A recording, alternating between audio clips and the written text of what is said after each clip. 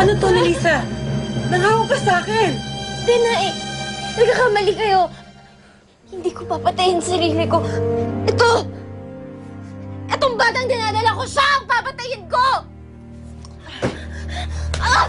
Nababaliw ka na ba, Melissa? Kasalanang mortal yung gagawin mo! Wala ka na bang takot sa Diyos? Diyos ang nagbigay ng buhay dyan sa bata sa sinapupunan mo. Wala kang karapatang kitilin yan! Hindi ka mamamatay tao! Ako pa? Ako pa ngayon ang may kasalanan? Gusto ko lang naman ito matapos eh! Hindi kita pinalaking ganyan, Melissa. Ano nangyayari sa'yo?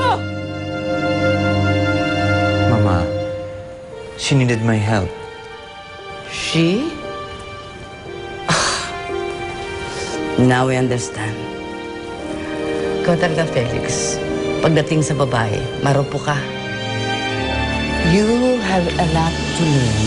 Hmm? Are you okay? I miss you.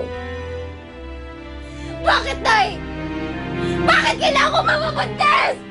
Bakit ko kailangan tali yung anak na hayop na lalaki yun? Ayan! Anak mo ang batang nasa sinapupunan mo! Tugo at laban mo siya! Ayoko sa kanya! Ayoko dito! Ayoko! Wala siyang kasalanan! Hindi mo siya dapat parusahan! Parusa na nito nangyayari sa akin! Paano ko ipagpapatuloy ang buhay ko? Kung sa araw-araw na ginawa ng Diyos, itong batang dinadala ko nagpapaalala sa akin ang pagbababoy na ginawa sa akin!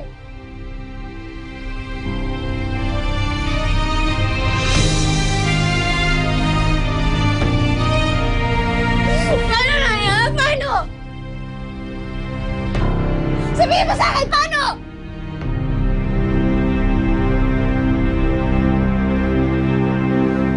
Nag-research po pala ako tungkol sa pinagdadaanan ni Melissa.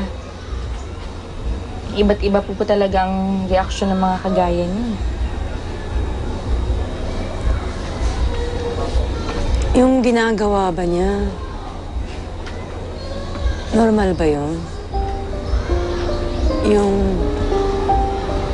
tangka niyang pagpapakamatay?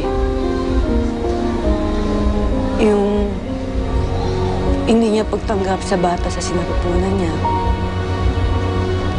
Hindi ko masasabing normal, pero may mga kaso daw po talagang ganun. Swerte na nga lang ho tayo at nakakausap natin siya eh. Yung iba ho na eh, tuluyan na raw hong nababaliw. Ewan ko ba, Ami? Ako ang nanay niya, pero pakiramdam ko wala akong silbi. Wala man lang akong magawa para mapagaang yung nararamdaman niya. May NGO daw ho na tumutulong sa mga kagaya ni Melissa. Subukan mo natin kayang dalhin siya doon. Baka ho sakaling may magawa sila para sa kanya. I'm glad na nakatulong ako sa inyo. Maraming salamat po sa donasyon niyo, Mrs. Sebastian. Malaking tulong po ito para sa mga kabainan dito sa shelter. Nako, just call me anytime kung meron kayong kailangan sa akin. Thank you po.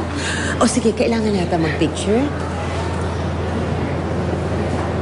Ayan, salamat. Thank you very much. Okay. Oh, kinuna niyo ba ako na maayos? Ha?